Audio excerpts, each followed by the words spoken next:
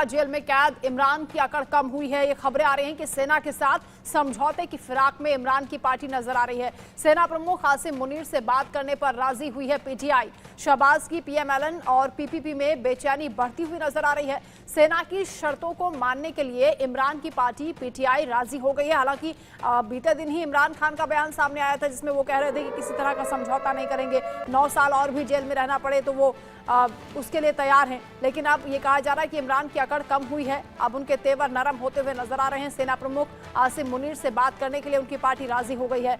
शहबाज की पीएमएलएन और पीपीपी में बेचैनी बढ़ती हुई नजर आ रही है, यानी तालमेल की खबरें सामने आ रही हैं कि कोशिशें ऐसी शुरू हो गई हैं। सेना की शर्तें मानने के लिए इमरान की पार्टी राजी हो गई है। सेना के साथ समझौते को लेकर खबरें आने लगी हैं, बहुत तेजी से हलचल बढ़ी है।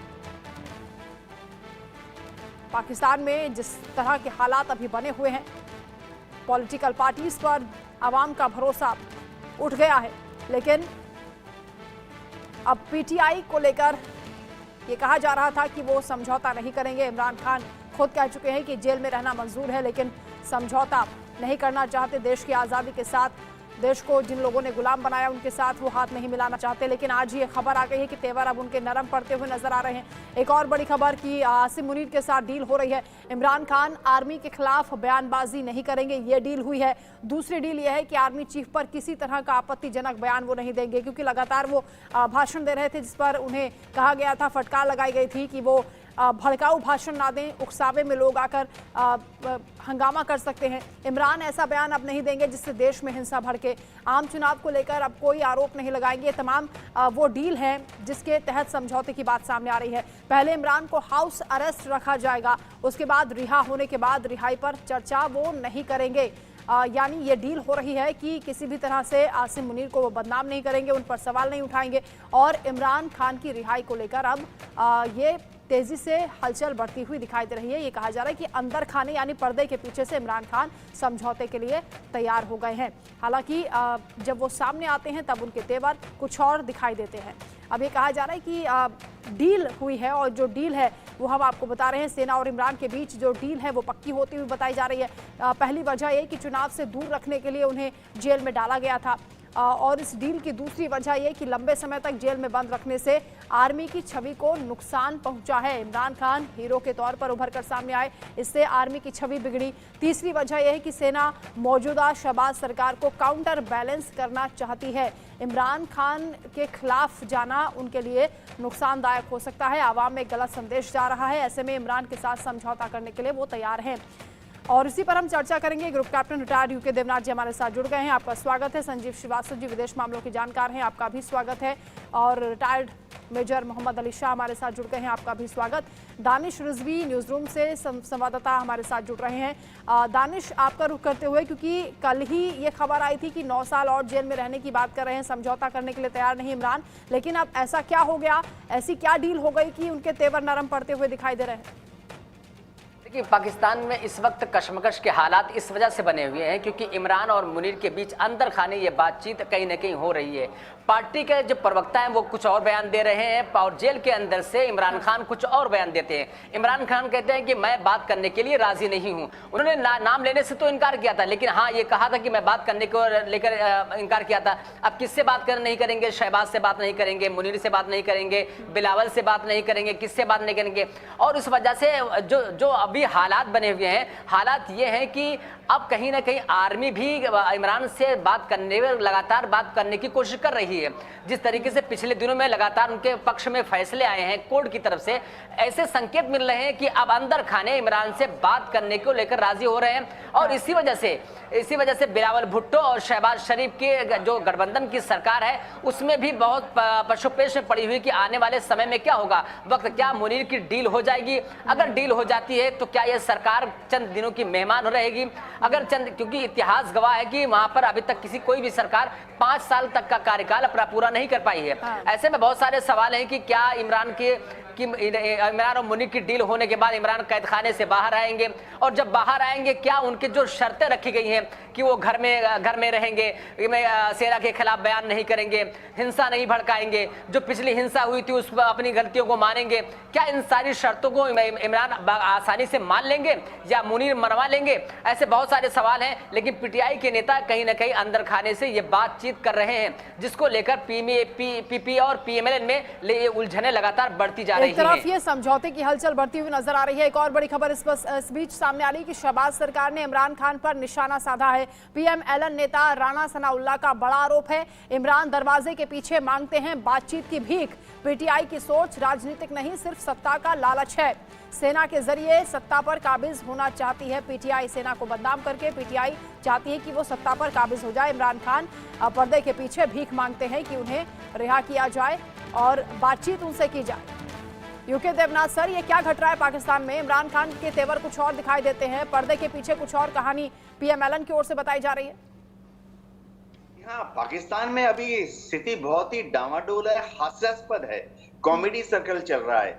इससे बड़ी दुर्भाग्य की बात क्या हो सकती है पाकिस्तान के लिए कि अगर पीटीआई को नरम रुख अख्तियार करना है, अगर इमरान खान को थोड़ा सा सॉफ्ट रुख अख्तियार करना है, तो बातचीत उनकी होनी चाहिए। इन्हें डेमोक्रेसी में पीएमएलएन के नेताओं से उनकी बातचीत होनी चाहिए, पीपीपी के नेताओं से।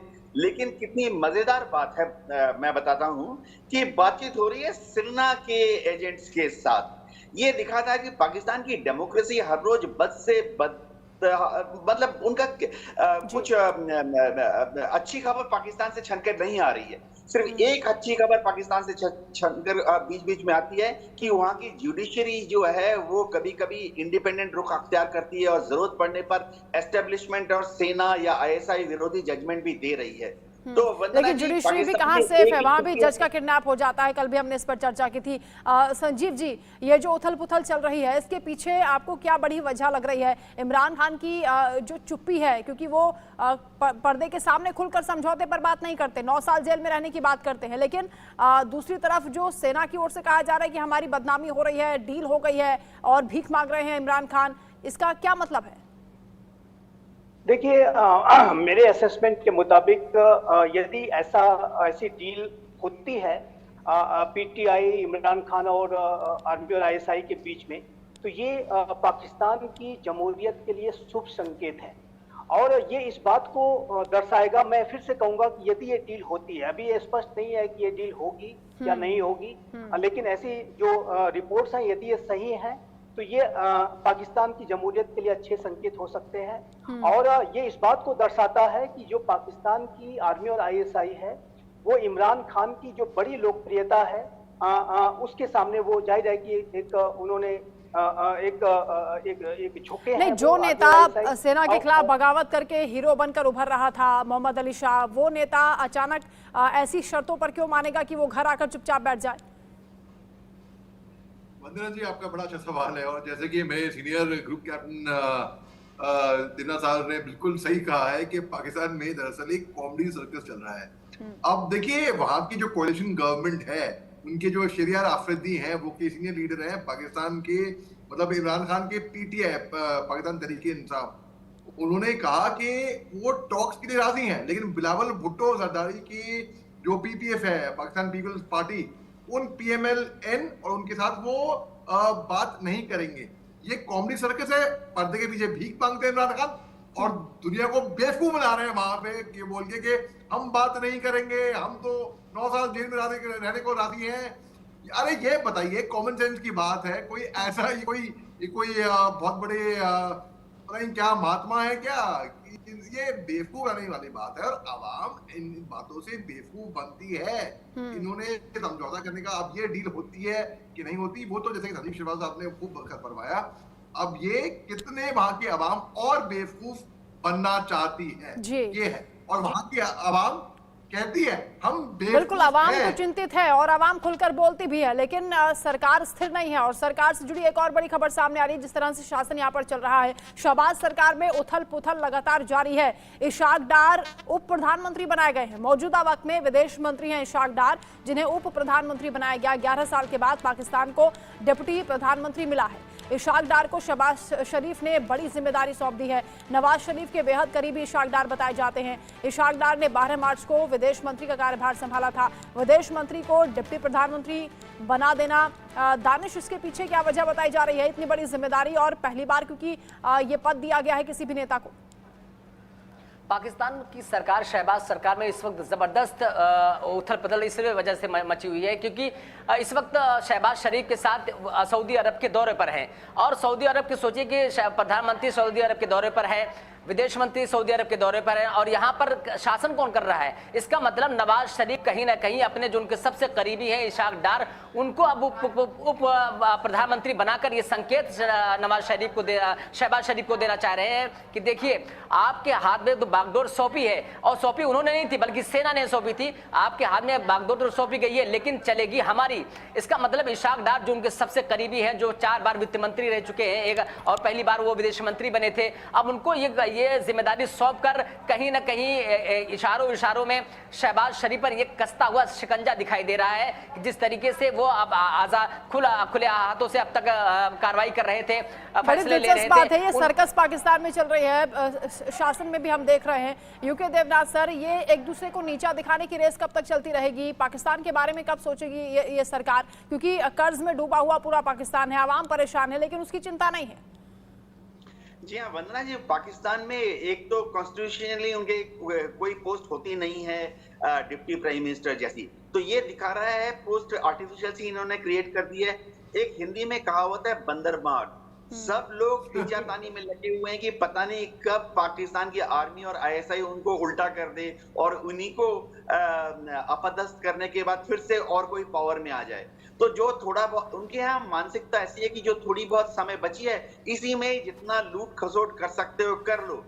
ये जितने ट्रिप्स बनते हैं इनके, सऊदी में जाते हैं, यूएई में जाते हैं, ये वहां 2 वजह से जाते हैं।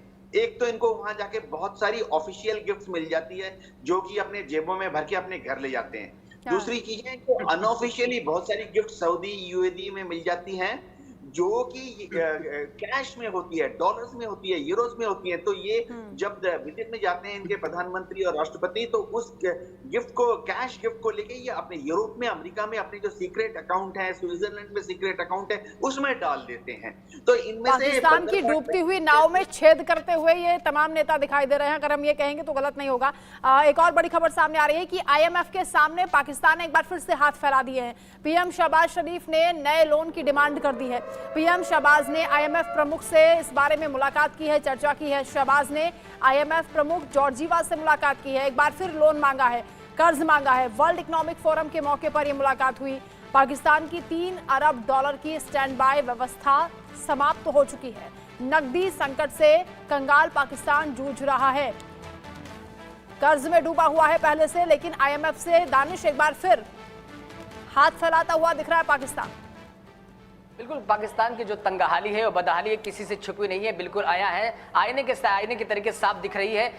सोचिए कि 12 साल पहले उसी पाकिस्तान पर 64 बिलियन डॉलर का कर्ज था। अब 12 सालों के दरमियान ये कर्ज दोगुना हो गया है। मतलब अब वहां पर तकरीबन 125 बिलियन डॉलर के आसपास कर्ज से डूबा हुआ पाकिस्तान फिर भी उसके कटोरे खाली है, फिर भी उसकी झोली खाली है और फिर कर्ज मांगने की जो एक मुद्दत थी, जो समय सीमा थी 3 बिलियन डॉलर की, वो अब पूरी हो रही है। 1.1 अरब डॉलर की और मांग कर रहा है पाकिस्तान। इसका मतलब कि इतने सारे कर्ज लेने के बावजूद भी वो अपने व्यापार को पटरी पर नहीं ला पा रहा है। अर्थव्यवस्था जो चरमराई सी हुई है उसको व्यवस्थित नहीं कर पा रहा है, महंगाई को रोक नहीं पा रहा है, बेरोजगारी चरम पर है और उसके साथ साथ जो उसका आतंकवादी गुट है वो भी कहीं ना कहीं हर वक्त बिल्कुल हर मोर्चे पर पाकिस्तान विफल दिखाई दे रहा है। लेकिन संजीव जी, सवाल ये उठता है कि कर्ज तो पहले भी लिया था, लेकिन उस कर्ज का पाकिस्तान में कहां इस्तेमाल हुआ? देखिए, कर्ज के जो पैसे हैं वो पाकिस्तान की जो आर्मी, ISI, जो टॉप पॉलिटिशियंस, उनकी जेबों में ज्यादातर चले जाते हैं। ये जो पैसे हैं इसमें भी जबरदस्त भ्रष्टाचार होता है और पाकिस्तान की जो आवाम को इसका ज्यादा लाभ नहीं मिलता। और जहां तक वर्तमान समय में कर्ज के मिलने की बात है तो अभी आप देखिए तो अमेरिका ने पाकिस्तान जिस तरह से वो ईरान के साथ अपने संबंधों को बढ़ाने की कोशिश कर रहा है, उसको लेकर के एक बड़ी चेतावनी भी दी। और यदि अमेरिका की तरफ से कोई इस तरीके के सैंक्शंस वगैरह लग जाते हैं और अमेरिका का सपोर्ट पाकिस्तान को नहीं मिलता है तो ये IMF से कर्ज मिलना भी उनके लिए मुश्किल हो जाएगा। तो पाकिस्तान की चाहे वो आर्थिक स्थिति हो, सामरिक स्थिति हो, कूटनीतिक स्थिति हो, राजनीतिक स्थिति हो, सब कुछ बेहद दयनीय है, बहुत डमाडोल है। क्योंकि जो पाकिस्तान के जो हुक्मरान है वो अपने हितों को बस ध्यान में रखते हैं और उसमें भी सबसे ज्यादा जो पाकिस्तान के लिए जो सबसे बड़ा कल्प्रिट है वो पाकिस्तान की आर्मी और ISI है, जो कि वहां पे कभी भी जो है किसी अन्य इंस्टीट्यूशंस को अपने समक्ष जो है मजबूत नहीं होने देना चाहते, वो पूरी तरीके से अपना कब्जा बना के रखना चाहते हैं। और यही कारण है कि आप देखिए तो पाकिस्तान लगातार एक कमजोर और जर्जर हालत में रहता है। जो शहबाज शरीफ कह रहे थे कि बांग्लादेश हमसे आगे निकल गया, ये बिल्कुल सच्चाई है। बांग्लादेश आज बहुत अच्छी स्थिति में है, बहुत बाद में बना हुआ राष्ट्र है, पाकिस्तान से ही बना था।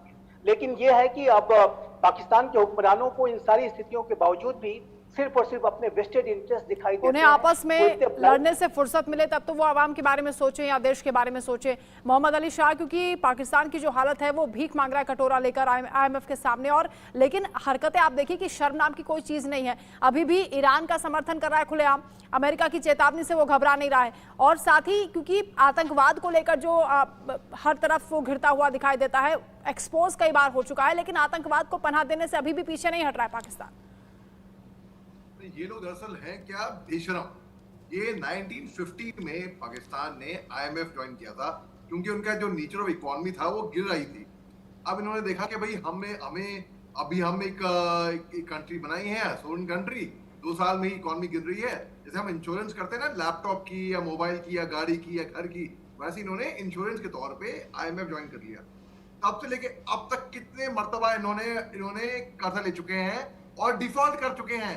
मैक्सिमम बार तो डिफॉल्ट करते हैं। आपको पिछले साल याद होगा, पिछले साल IMF की 9 मेंबर की टीम आई थी और इनका हाथ मरोड़ के टर्म्स इनको जताए थे। इनको टर्म्स फिर भी मानने को तैयार नहीं थे। बड़ी मुश्किल से कैसे तैसे करके IMF क्या इनको कर्जा देगा? अरे IMF के आगे भीख मांग रहा है, हाथ फैला रहा है, मगर क्या IMF इनकी झोली में फूटी कौड़ी भरेगा? ये सवाल ये होता है। क्योंकि अगर आप इतने कर्ज बार बार मांगते हो तो एक बार कोई दे दे, 2 बार दे दे, हर बार नहीं देगा। हर बार बोलेगा कि नहीं आप जाओ, अब फेंड फॉर योरसेल्फ, अपना लड़ाई अपने खुद लड़ो। तो ये बेशरम है और ये अभी भी इनकी ये कंगाल क्यों है पता है आपको वंदना जी? ये कंगाल इसलिए है कि जो इनके पास फंड है ना, ये आतंकवाद में लगाते हैं वो पैसा, बजाय कि लोगों को खाना खिला दे गरीबों को। मैं ये बोल के समाप्त करूंगा, इनके जुल्फिकर अली भुट्टो साहब ने कहा था कि हम घास खा लेंगे लेकिन हम एटम बम जरूर बनाएंगे। अब हो बन गया इनके पास एटम बम, देख लिए खाएंगे एटम बम, खाए और क्या खाएंगे ये। और वही बम फिर आतंकवादी इन्हीं के ऊपर डालते हैं, क्योंकि आतंकवादी हमले कितने ज्यादा पाकिस्तान के भीतर भी हो रहे हैं वो भी हम देख रहे हैं। बदमाश खुलेआम घूमते हैं और जज का किडनैप खुलेआम हो जाता है। यूके देवनाथ सर, ऐसी स्थिति में पाकिस्तान के लिए कोई भविष्य दिखता है क्या? देखिए वंदना जी, पाकिस्तान का भविष्य अंधकारमय है। वर्ल्ड बैंक ने एक इकोनॉमिक सर्वे किया था पिछले साल, उसके अनुसार अगर पाकिस्तान ने कोई कड़े कदम नहीं लिए और उनकी इकोनॉमी पॉलिसी ऐसे ही डामाडोल रही तो 2050 तक पाकिस्तान की GDP 20% कम हो जाएगी। और इसके इंडिकेशन मिलने शुरू हो गए हैं। पाकिस्तान में आम आवाम को नौकरी नहीं मिल रही, अनएम्प्लॉयमेंट है, महंगाई दर जो है 30% पहुंच चुकी है। वहां के लोग स्मगलिंग कर रहे हैं। अभी कल परसों ही हमने पोरबंदर के कोस्ट के पास 14 पाक नेशनल्स को पकड़ा जो कि अफीम, गांजा, भांग 600 करोड़ रुपए लेकर भारत के अंदर घुसने की कोशिश कर रहे थे। ऐसा तो लगता है कि शायद इनको ISI और पाकिस्तान की फौज और नेवी का भी शेल्टर मिला हुआ है, क्योंकि कैसे ये लोग पाकिस्तान के कराची हार्बर जो कि इतना वेल डिफेंडेड है उसमें से या पाकिस्तान के ग्वादर पोर्ट से निकलकर भारत की तरफ अग्रसर हुए।